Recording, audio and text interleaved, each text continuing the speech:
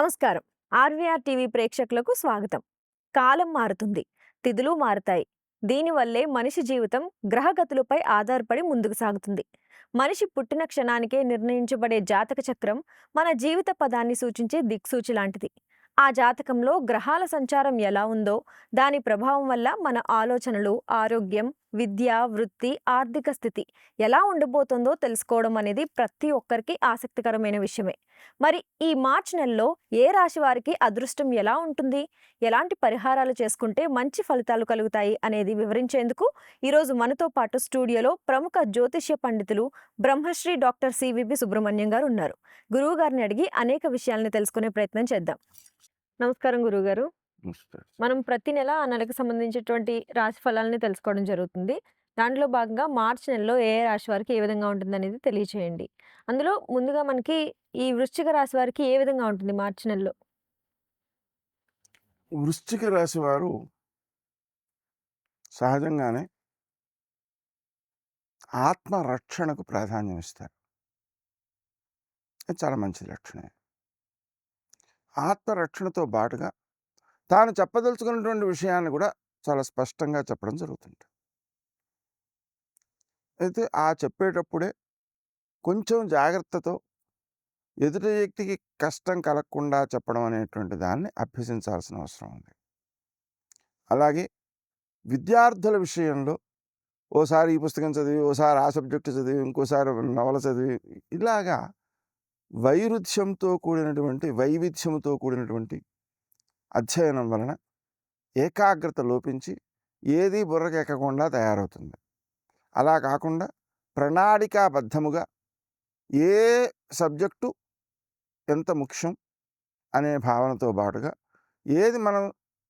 దేంట్లో మనం ఏ స్థాయిలో ఉన్నాము, ఏది ఇంత క్రితం మనసుకి ఎక్కలేదో దానికి ఎక్కువ ప్రాధాన్యం, ఎక్కువ సమయం ఇస్తూ ఏవైతే తెలిసినవో సమాచారాలు వాటిలో ఎప్పటికప్పుడు పరీక్ష రాస్తూ సమయాన్ని సద్వినియోగం చేసుకోవాల్సిన ఆవశ్యకత ఉంది.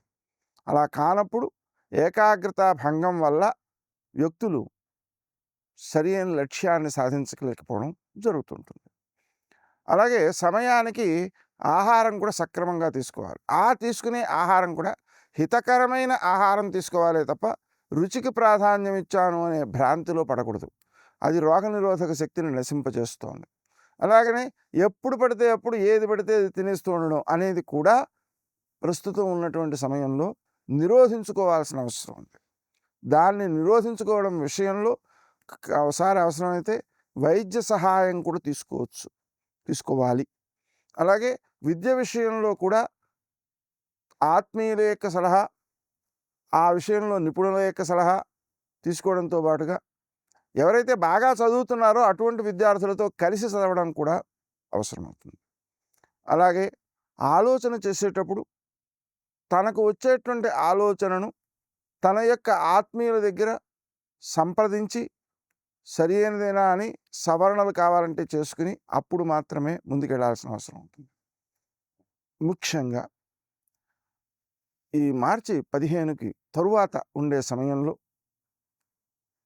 ఎక్కువ స్థాయిలో వైవిధ్యాన్ని పొందే అవకాశం ఉంది మనస్సు.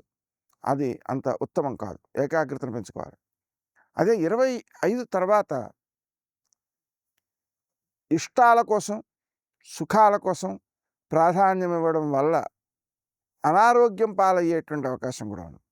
దాన్ని అధిగమించడం కోసం తప్పనిసరిగా ముందు నుంచి వం క్రీం అచ్యుతానంత గోవింద అనే మంత్రాన్ని జపించుకుంటూ ఉండడం తప్పనిసరి.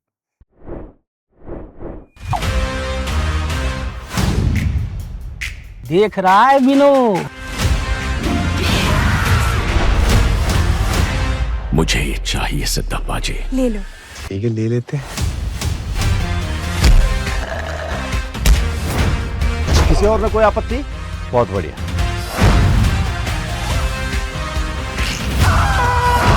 सर ये सब कनेक्टेड है. क्या कनेक्शन है?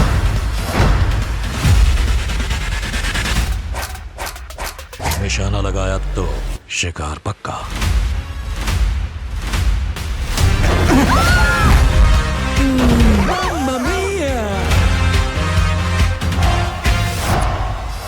गद्दी की गरिमा इस पे बैठने वाले से होती है।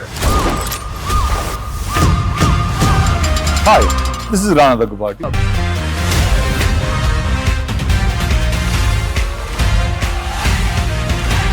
दिल खुश कर दिया यार विकास।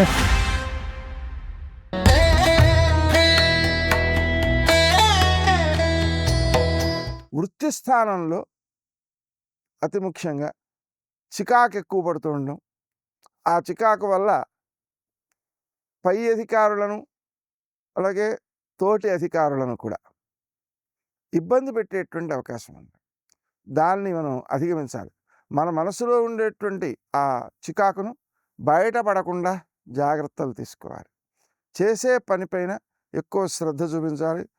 నా కోసం చేస్తున్నాను అన్నప్పుడు అశ్రద్ధ చేసేటువంటి అవకాశం ఉంది. ఉదాహరణకి ఇంట్లో ఎవరు లేరు, ఈ రాశి వాళ్ళకి అన్నం వండుకోవాలి అనుకోండి, వద్దులే అని మానేసి పడుకునేటువంటి రోజులు ఎక్కువ కనిపిస్తాయి.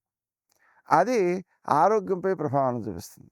అలాగే వృత్తి స్థానంలో కూడా ఈ పని చికాకు కలిగిస్తోంది అనిపించేటికి దాన్ని వాయిదా వేసేయడం, పక్కన పెట్టేయడం లాంటి వాటి వల్ల అవసరానికి ఒకేసారి 4 పనులు మీద పడినందువలన ఏ పనిని సక్రమంగా నెరవేర్చలేని పరిస్థితులు కూడా ఎదురవుతుంటాయి.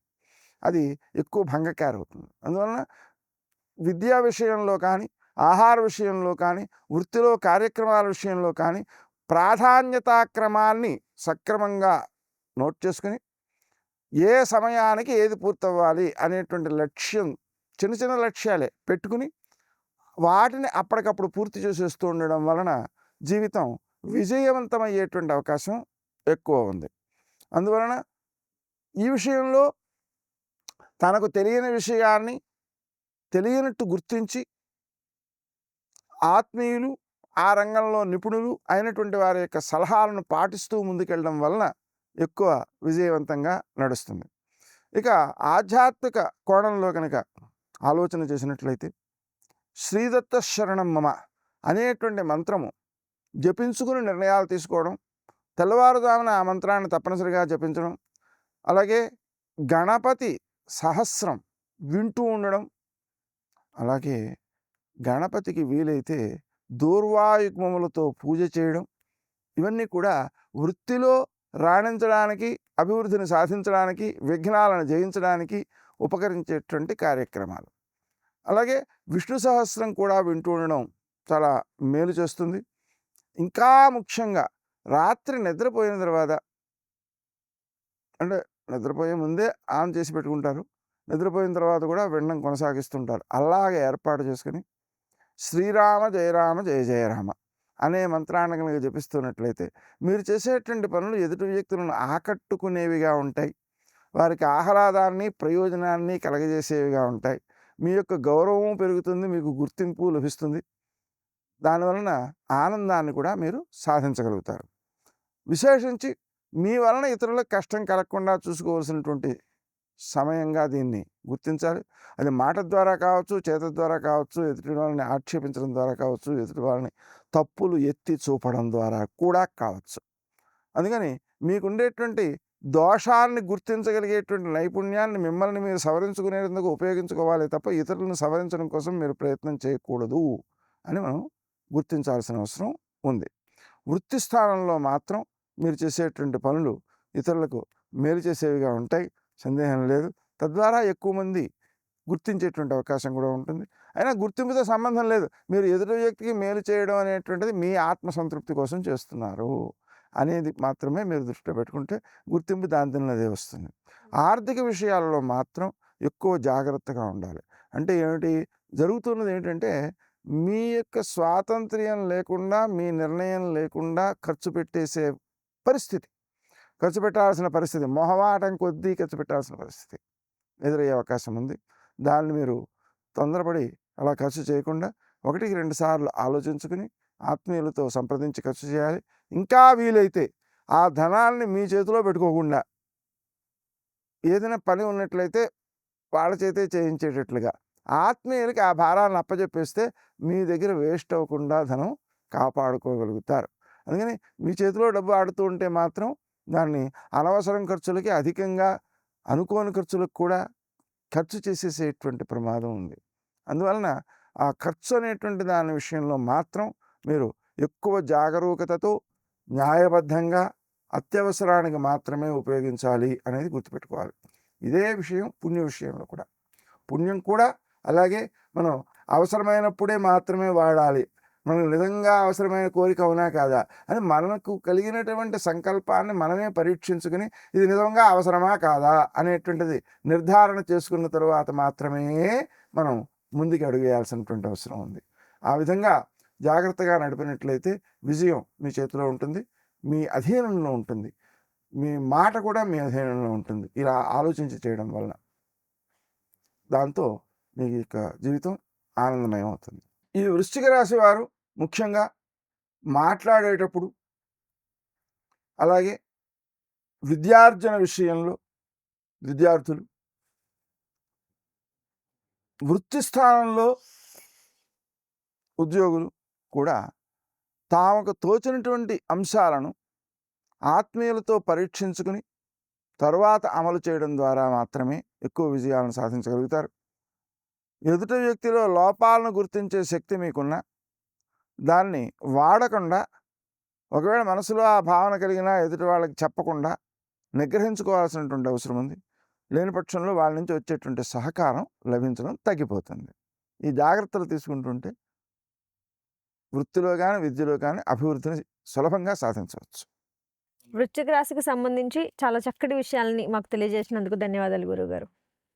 చూశారు కదా, గురువుగారు వృశ్చిక రాశికి సంబంధించి చాలా విషయాల్ని చాలా చక్కగా తెలియజేశారు. మీకు కూడా ఎటువంటి సందేహాలు ఉన్న కింద కమెంట్ సెక్షన్లో అయితే కమెంట్ చేయండి. అలాగే ఇలాంటి మరిన్ని వీడియోస్ కోసం ఆర్వీఆర్ టీవీని లైక్ చేయండి, షేర్ చేయండి, అలాగే సబ్స్క్రైబ్ చేసుకోండి.